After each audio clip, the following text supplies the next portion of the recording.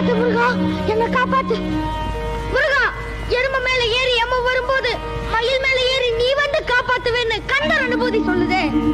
இப்ப என் ஆயில் முடியறது கரிகுரியா எருமக்கடா ரூபத்துல என்ன துரத்துக்கிட்டு வர்ற எமங்கிட்ட இருந்து என்ன காப்பாத்த மாட்டியா?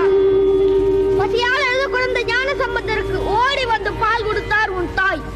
தான் பெறாத குழந்தைக்காக பார்வதி ஓடி வந்து கருணை காட்டி இருக்கும் போது பெற்ற குழந்தைக்காக துடியா துடிக்கிற ஏன் தாய் தந்தை இருக்கு? ஏன் முருகா நீ கருணை காட்ட மாட்டேங்கிற?